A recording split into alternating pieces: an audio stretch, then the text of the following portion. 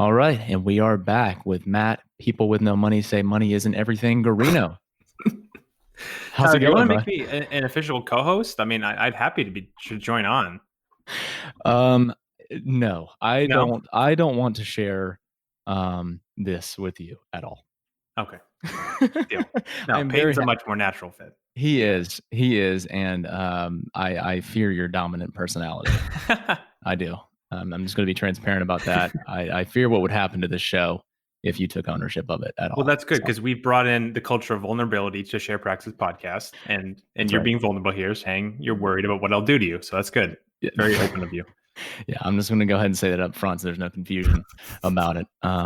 Yeah, I'm going to definitely have to limit how much I bring you on the show now because you're going to start thinking you have some equity in this thing, and I just want to make it clear that you don't. There's no seat at the table for you.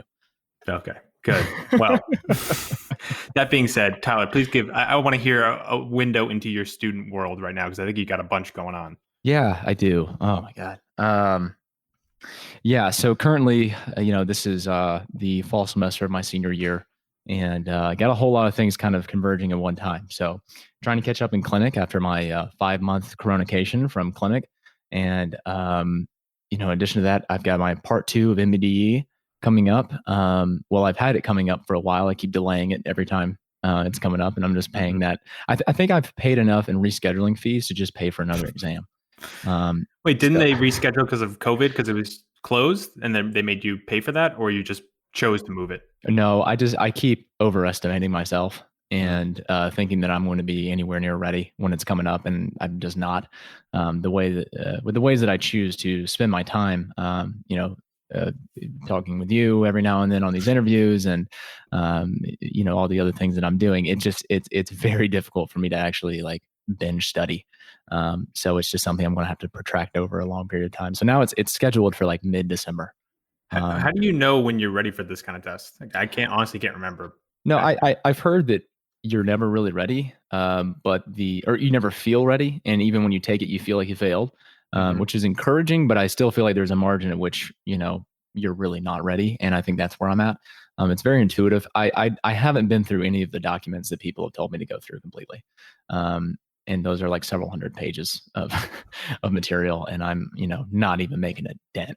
So I'm assuming I'm not doing too well. Yeah, I actually do Yeah. remember feeling like beat up after taking that test. It was Yeah. hard. I feel like Yeah. I knew maybe like a third of them, Yeah. and the rest I was just like, I don't know, And you're just one like, of these. this is all I have to show for 4 years. That's why I Sorry. love the SAT because like there's so many tricks that you didn't really even need to know how to answer the question. Like the Yeah. longest answer was usually Right. the answer, or the answer that was most vague was a lot Yeah. of times the answer. Yeah. There's no tricks in this. No. Either you know it or you don't. Yeah, exactly. And for the most part, I feel that I don't. So, yeah, just keep putting this off. And I'm going through finals right now anyway.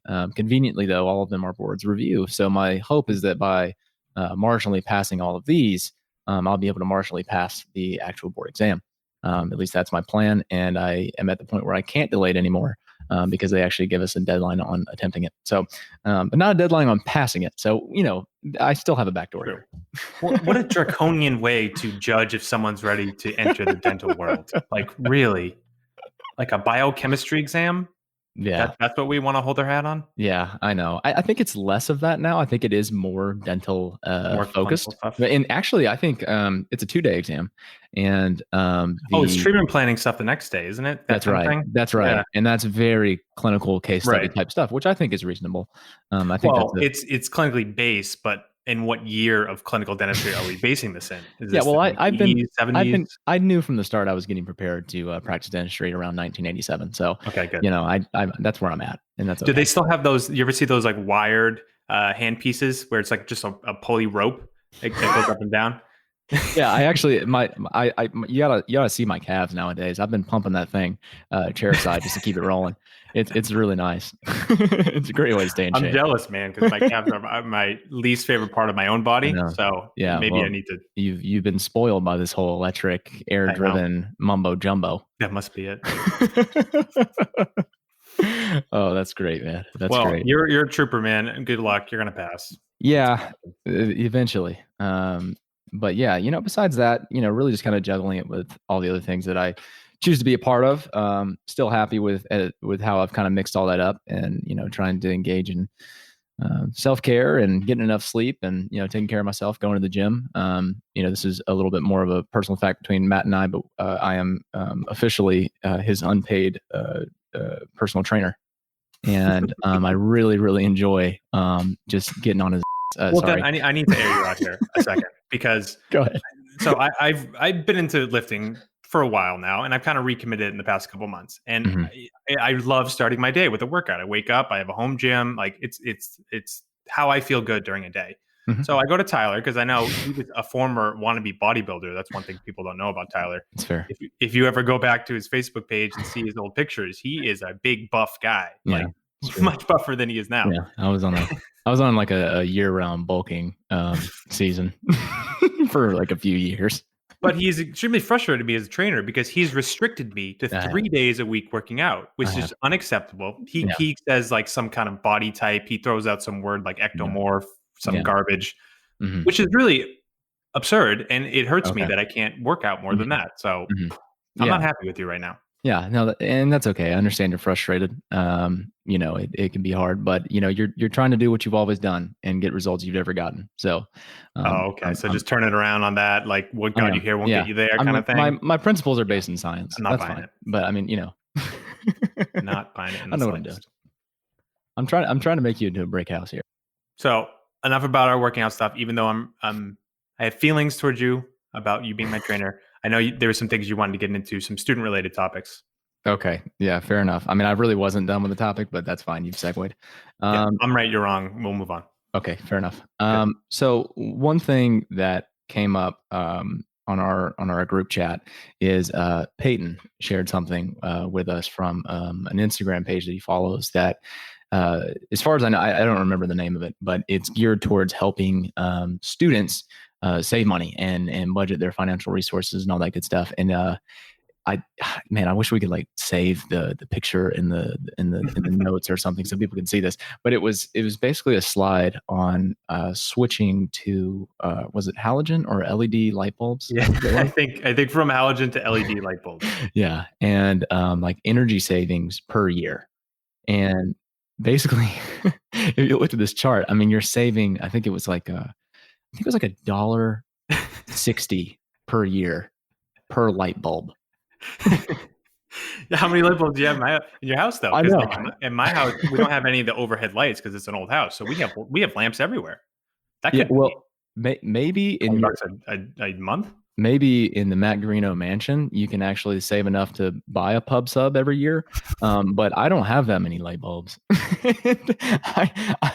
think it would pay for the gas it took to drive to Lowe's to get those. So, So what stemmed from that was not just a bunch of laugh reacts, but rather, you kind of took to that topic, and it definitely kind of got onto you a little bit, because you, I think, were, a very frugal dental student. You were pinching pennies, giving up on opportunities to go out with your friends or go to a concert or whatever. And it was something in retrospect that kind of frustrated you about it. I wanted you to kind of talk a bit about that. Yeah, I think it was frustrating because of what you pointed to there of, I fell into this trap as a dental student. Like I was that pinch penny guy. I lived at home for my first 3 years of dental school. I, wouldn't go on trips. My friends who weren't in dental school would go on. I remember I missed Oktoberfest. They all went to Germany, had the best time. They still talk about it all the time. And I'm like, well, I didn't have the money, quote unquote, for that. Looking back on it, like, what was that all for? I think that what we've seen in this Instagram post, and Peyton shared another slide from a dental practice management course. Okay. Everyone has those courses. It's, one course in your last year, maybe very limited time of the course. And in it, the instructor put a slide about Starbucks coffee and what each coffee actually costs you if you get it every day, and like judging, putting in your retirement age, and if you have it every day, what it actually amounts to, like dollar wise, by the time you're retired.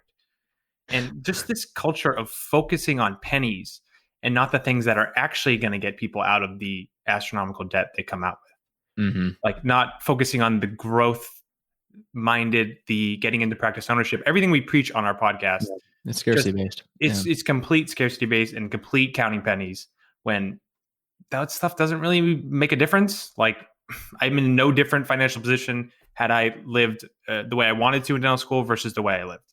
It made zero impact other than the twinklings of regret of missing out on things. So I think it's swung too much on the other pendulum. Like dental school cost has gone way too high. I think everyone can agree with that. But now we've become the message is be super penny pinching and super constricted. When that's not gonna get you out of debt. Like that's not the route. It's making more money. I mean, we've all more. Yeah.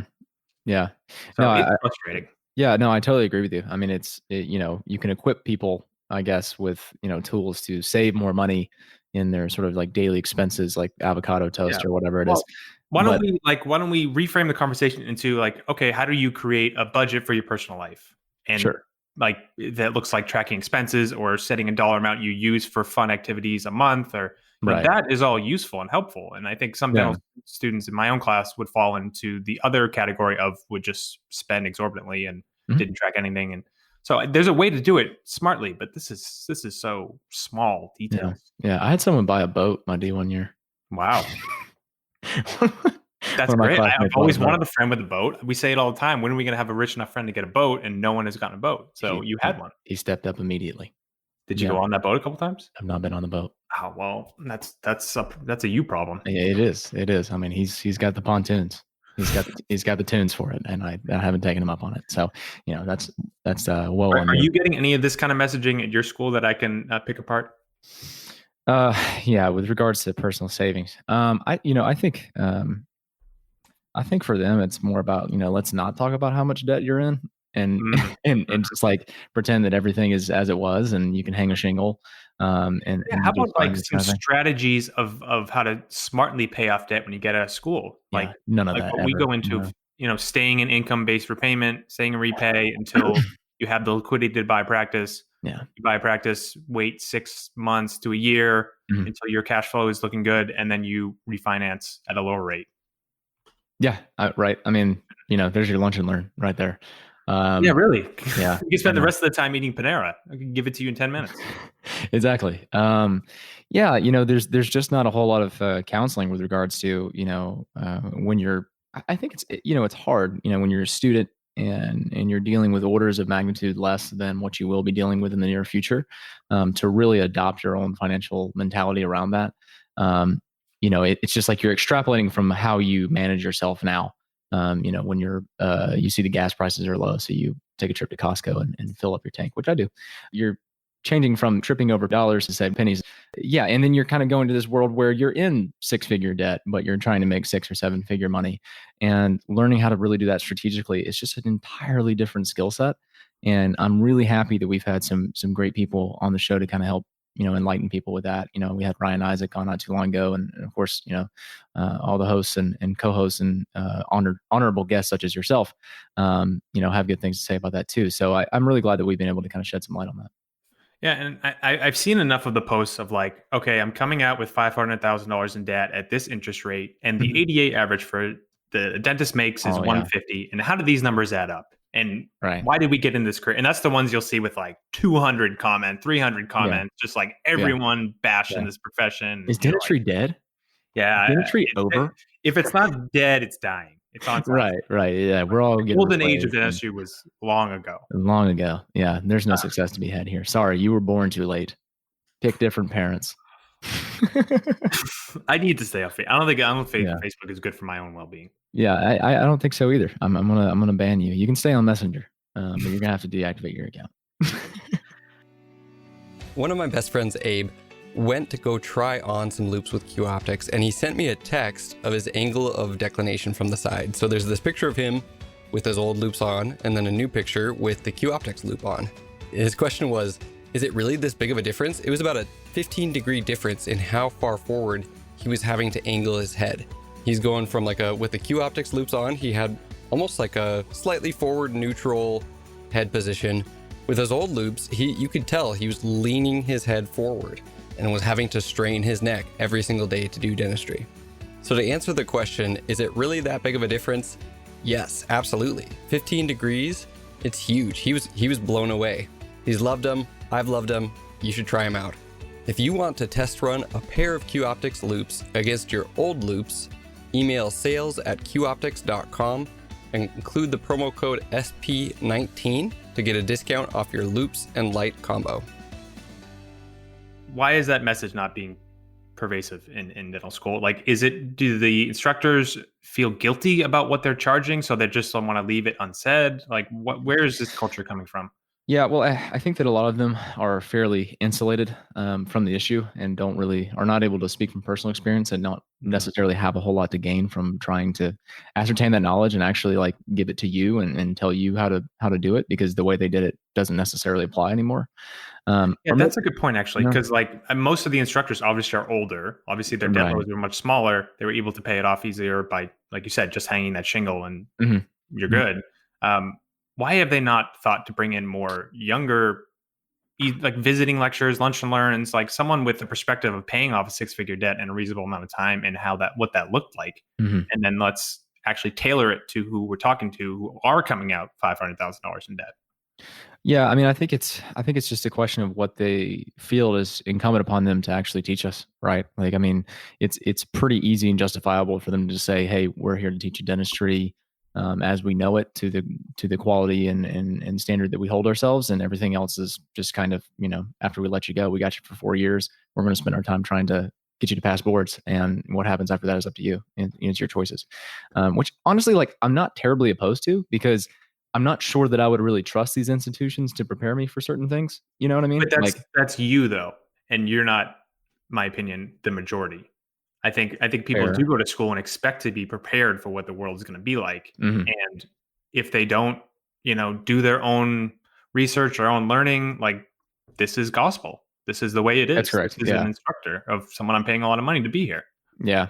Yeah. I mean, I think that they could help in pointing people to resources where they can get that sort of information, like podcasts and such. But there's also sort of this aversion to directing people towards people who ultimately may be marketing other types of services. And so for them, it's just like, we don't care. The whole dentist don't like selling thing. And like when you have like, my school, and I believe a lot of dental schools are like this, where if someone wants to come and teach something to the school, ultimately, if there's like an offer behind that, they can be very reticent about letting that happen.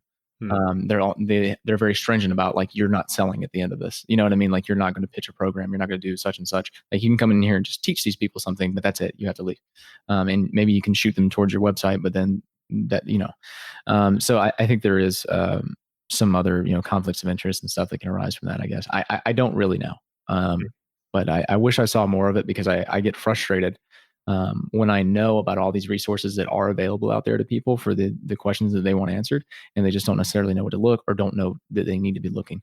And that's something that I know you get frustrated with too, because I feel that, we have a much larger market to tap and to access, and we're doing our best to, like, disseminate these messages to people and get them interested and, get them invested in it. And I'm seeing more and more of it. I get more and more messages from people that say they love the show all the time, and I love to see it grow. But I want to see a lot more of it. Yeah, and this is an open invitation to any student listening, that if you want someone from the Shared Practices team to talk to your school, I guess remotely now or sometime in the future, to visit, that's something we very much welcome and enjoy doing. And is not something we're looking to sell anything. Like, we would probably just point people to the podcast, honestly. Yeah, really. I mean, seriously, I think something that we all want, like the very base level, and this is something we've wanted since the beginning, is just a bigger audience. We want more people listening to this. If you're in dentistry, if you're in dental school, like, you should know about this show. You should be thinking about the things we're thinking about, really. You don't have to see yourself as a business owner necessarily, but, like, you need to at least understand the options that are available to you, what is actually afforded to you, and not base your income expectations off of, some like survey that was done in 2017 on, like, the number one job. Like, that's the dumbest. Like, every time that gets quoted, I'm frustrated every time. I just saw it this morning. This is why I brought it up. It's every time. They're like, "Oh, the orthodontists have creeped up." Like, I don't care. Like, it doesn't matter. It doesn't matter. Oh, you should have been a software engineer. Go be a software engineer. I entreat you to do so. But I think this is the reason why a lot of people go into specialty. Like, they think like they are doing well in school, and they're like, I have the opportunity to make more money because this specialty makes X number, whereas a general dentist makes a much lower number. And so I'm going to do that. Yeah, I'm gonna make myself passionate about that thing. Yeah, whatever in doing so, they take on more debt, they take on more time, and they still haven't learned the business side of dentistry that's going to actually make the difference. Right. So they may fool themselves into liking whatever specialty it is, and then they're an associate for a while, and they're still like kind of in the same situation where they're making more than a general dentist associate, but they also have more debt, and nothing has really changed. Like the big problem hasn't been addressed. Yeah, and right, and the thing that set them down that path was something that was basically totally inaccurate and short-sighted, income and debt projections that they gathered from sources that are not even really dental specific. So yeah, I mean, I agree with you 100%. I mean, I know like half my class was going to be orthodontists, as soon as we started school, and then it's like, okay, this kind of sucks, and I don't know if I'll make it. So then they kind of give up, and they're like, all right, I got to figure out what I'm going to do as a general dentist. Yeah, and I feel the main reason they give up is how they're doing in school grades wise. Like that's the reason they don't think they can get in, but that doesn't change that they would go 100% if they could. Yeah, I know. And that's hard to see as well. People think they're like defined by grades, and then they're also somewhat defined by what they project themselves to be making one day. And there's just, we're setting ourselves up for failure with these mentalities, and just not having more access to different resources that, tell a truer story. And I think that's what we're just trying to do day in and day out. My last point on this. So I really was, I wanted to go back to my residency to give a talk on practice ownership. Yeah. And so I reached out to the director of the program, and I was like, hey, you remember me? I haven't talked to you in 3 years, but I went there. And I said, I told him what I wanted to do. And it was, they just started. It was August. They started in July. They're like, I don't think they're ready for a practice ownership, discussion. They just got into residency. Could you really make it more clinically focused? And I was like, no, actually, I can't. This is the stuff they need to know soon. Yeah. And this is the stuff we want dental students even to know, right when they get in. I know you have pre D1s in your student group coaching program who are now D1s. Yeah. That's the time. There's no better time than the beginning. Yeah. It's absolutely true. I mean, how many molar endos do you have to do before it's time to learn about business? I just, that's the thing is I love that I had, pre-D, I call them D0s. Maybe that was a little derogatory, but they're now D1s. And, I talked to them, and I was like, I love you guys. Like, everything about your being here and who you are is amazing, because you realize that it doesn't matter what year you're in a school that doesn't really care to educate you about these things. Like, it's totally irrelevant. Like, it doesn't matter if you're a D1 or a D4. What do you know differently that precludes you from learning about how to run a business? Right? Like, why does it matter? Why does your proximity to that point in time actually matter? Why would you wait until you're at that time to learn about it? It's absurd. Wouldn't that be the worst time to learn? It is the worst time. It is the worst time. It is the most backwards way to think about how you should phase your knowledge about what you're going to be doing with your life after school. It's crazy. It's crazy. And yeah, no, I'm glad you get me talking about it, because I'm actually really frustrated about a lot of these things. And I'm not always honest with myself about how frustrated I really get. But yeah, I want to help open people's eyes and broaden their horizons and get them thinking about this stuff earlier. Yeah. I mean, that's the point of the whole show. I mean, the dental schools are hoodwinking us.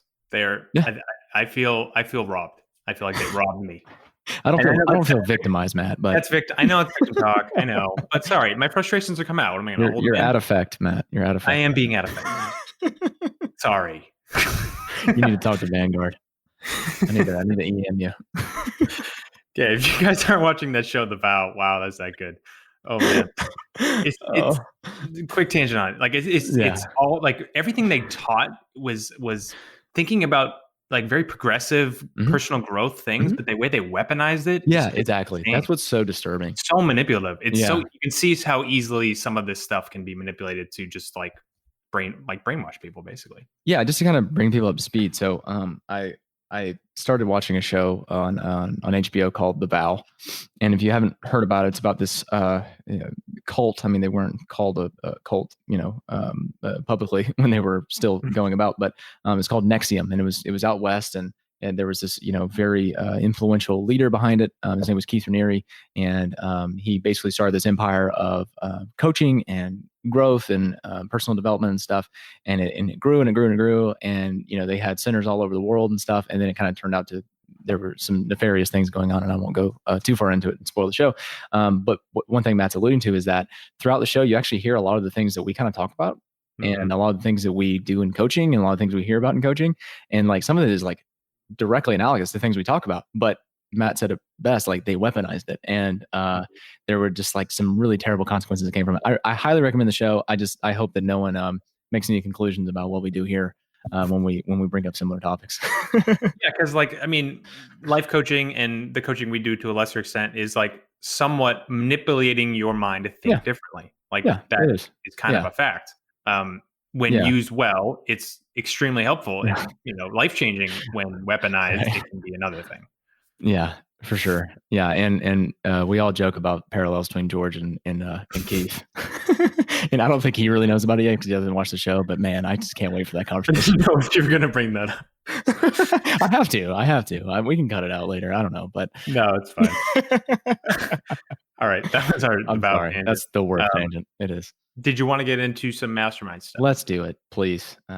Yeah. So we talked about this on a previous episode. Peyton and I had with Clay and Alex. A bit of a crowded room there, but we enjoyed it. Where we talked about things going on with the ownership mastermind currently, and sort of talking about what's going to be happening with our pre-owner and student offerings. And so I don't think I said it directly before, but our guest here is going to be a really big facet of both of those groups. And Matt is going to be directing the hot seat calls that we're going to be having every month. And he's currently doing that with the mastermind. And he's really putting people on and getting nitty gritty about their practices and their goals and everything. And I wanted Matt to kind of come on here and talk a little bit about what he does with that and sort of the effect it's had on people. Yeah. So you guys, I mean, this is coming out December 9th. The program will be launched December 15th. Mm-hmm. So everyone will have a chance to, see what's exactly involved and a chance to sign up as well. It'll start January 1st. So we're really excited. We've been building for this for months and months, and it's something that is an offspring of our owner mastermind, which is currently going. Mm-hmm. And honestly has been my favorite offering we have currently. I think, I love our coaching program, but like the community and vulnerability of mastermind, which actually comes with coaching. So it's supposed it's a package deal, is really amazing. Like it's a place where you can dump the things that you're struggling with, that you don't have anywhere to turn to. And you can get supported from people who are in similar situations and have knowledge of things that has worked for them and that you can add on to everything you're doing at your own practice. And in the pre-owner student realm, it's, it'll be a lot of like looking at practices that a pre-owner is evaluating, and my hot seat will be probably centered around that of everyone kind of picking apart the financials of practice, some red flags, some opportunities, and seeing things that the person analyzing it maybe didn't think of, and seeing if it matches with their ultimate vision of the practice they want and the life that they want. So it's just like all those extra set of eyes, you're much more apt to make a smarter decision that matches with what you want, given all that support you're going to have around it. Yeah, no, I agree. You put that very well. I think, one thing is, and I kind of talked about this a little bit with Clay and Alex, but, with a mastermind, the context of everyone that's weighing in on whatever issue you're dealing with, whatever decision it is. Whereas if you post something in a random Facebook group, you don't know who you're getting it from. Like, yeah, these are dentists, but like, you don't know what their mindset around certain things are. You don't know what their goals are, what they've got going for themselves. And without that sort of context, without that sort of shared interest and shared understanding about things, you're left just trying to make sense of like all these different sorts of answers. And sometimes you can leave with more questions than you came in with.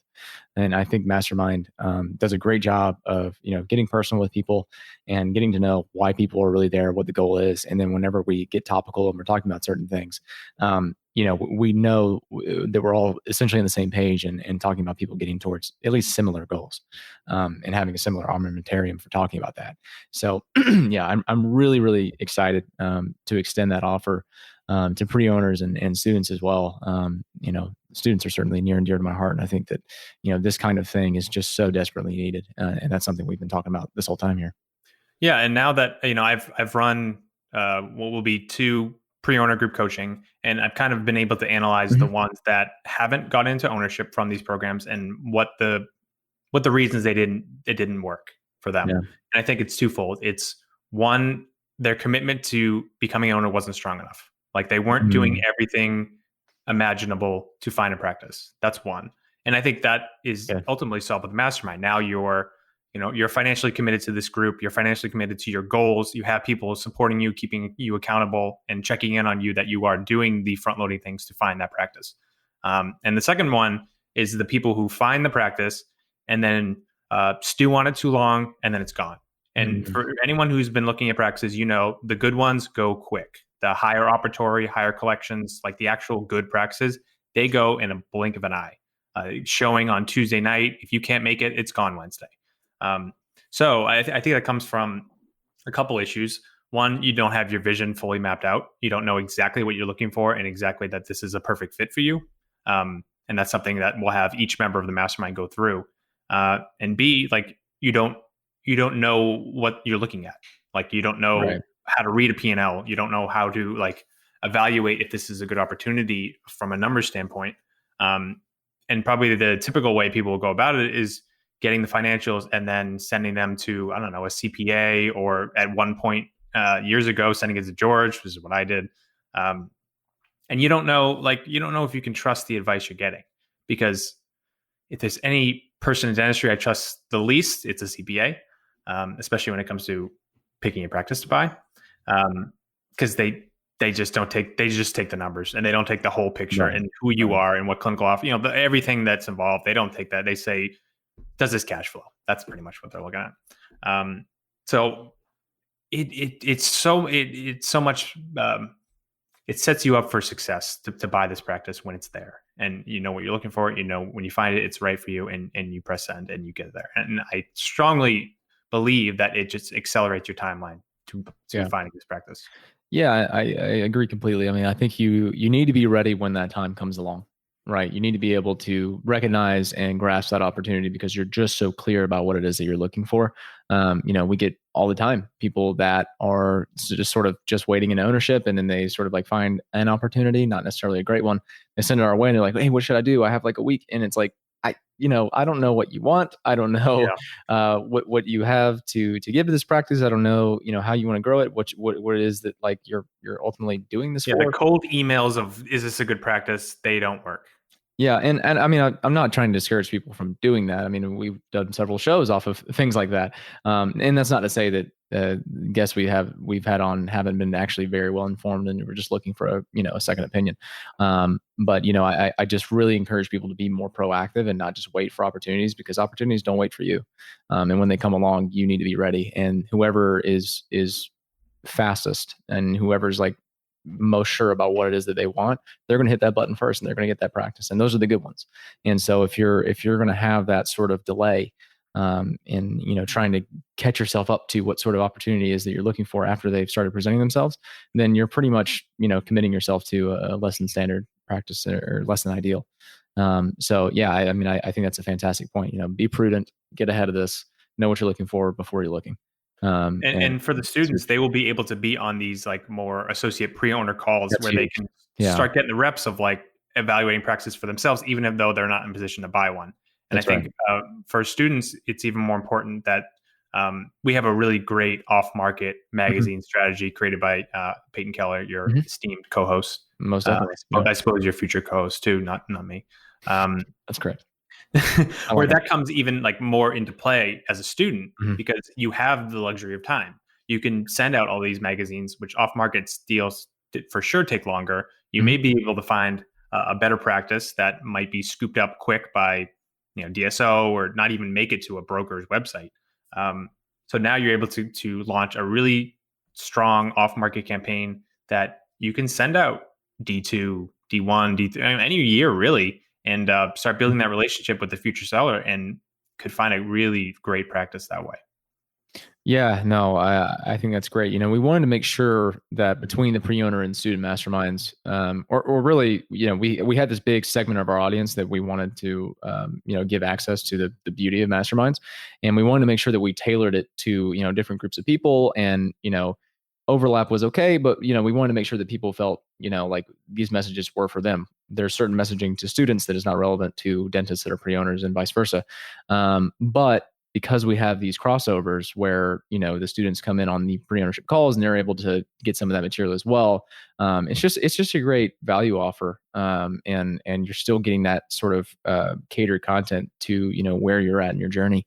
And so, yeah, I think it's fantastic. And I'm just so super excited to get it going. I mean, I've had a taste of it with the TPO task force. And I'm just so proud of my group, and shout out to all of them. I mean, they've just been wonderful, and I'm just so excited to see.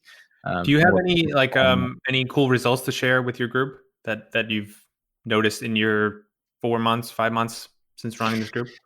Yeah, I'm trying to think. In particular, well, Peyton has found himself a pretty interesting opportunity. He's a member of the group and has been going through all the action items and everything. And I don't know. I'll leave it to him to disclose what he wishes to about that opportunity, but it is something that is to all of our envy, actually. So that's been really amazing. Other than that, I would say that not everyone has necessarily found an opportunity, because I have some people that are pretty early on here. Yeah, and that's not necessarily the aim of your program like it is mine. It's not. And this has also been happening during COVID, and like people are weird about like buying and selling practices right now. And it's just like, it makes more sense to like really focus on the vision and strategizing for what kind of practice you want. And I'm trying to think if anyone in the group still has the same idea about ownership that they had when they came in. And I'm not sure any of them do. And I'm not sure any of them do. And so that's just been huge. And all of them have been so forthcoming and really getting deep with it and getting particular about what they want.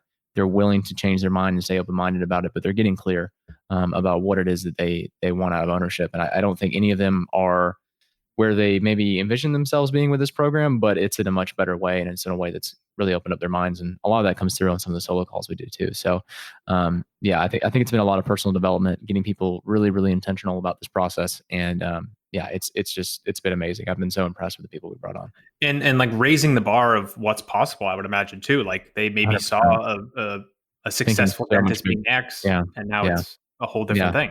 Everyone has raised their ceiling. Everyone has started to accept that, they have access to greatness, and it's a function of, their willingness to invest and go after it. And all of them have been able to do it just by virtue of being in the group. Some of them before they even started school. So, it's a great group. We got D0s now, D1s through D4s, and I think all of them made some really amazing strides. And they're putting together their plans, and it's not exactly what they expected, but man, it's something. So I can't wait to have some of them on and get kind of like an overview of their experience. Oh yeah, that'd be great. With the program. Yeah, I definitely intend on doing that. We're closing out in December, so it shouldn't be too long before that happens. May have something coming up with that. We'll look into it.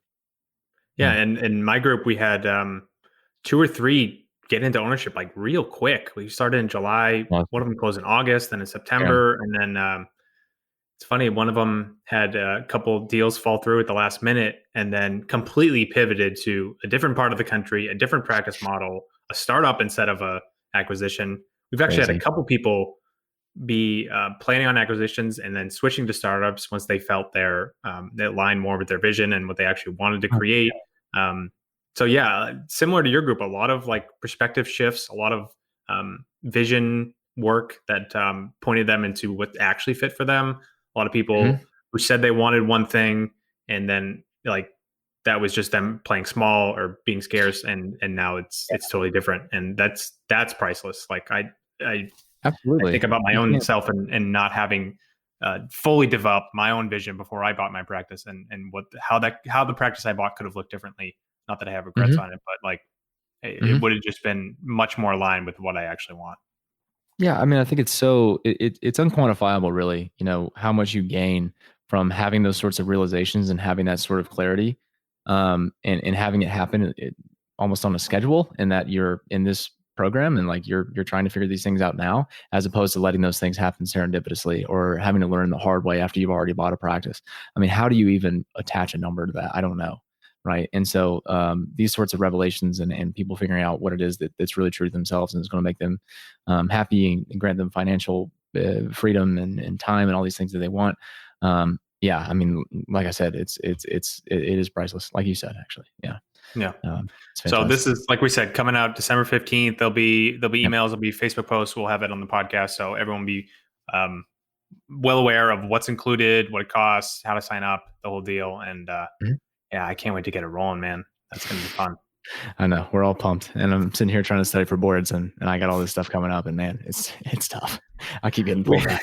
We had a mastermind like leadership call yesterday, and it was later in the day, and Tyler comes in, his hair is everywhere. He's got the raspy voice. He clearly slept 4 hours the night before. Yeah. He's just beaten down by clinic and board setting. So the fact that you're up here with me early in the day, showing some energy, I mean, that's just a testament to your willpower and your determination. Yeah, man, I appreciate you recognizing that, and I appreciate you always looking, refreshed and healthy, and having your hair done every time you come on. Well, Tyler, I kind of see you as like I haven't told you this, but I kind of see you as like a little brother for me. Okay. I never had a little brother. I had an older brother, so like you're the little brother I never had. Yeah. Well, you're the older brother that I have. I already have an older brother, but I hope that still means something. It does. No. Well, like he's well older than me, right? Isn't there like a 10-year age gap? You said. You're both so old that I'm not even sure how old you are. That's I couldn't even put a number to it.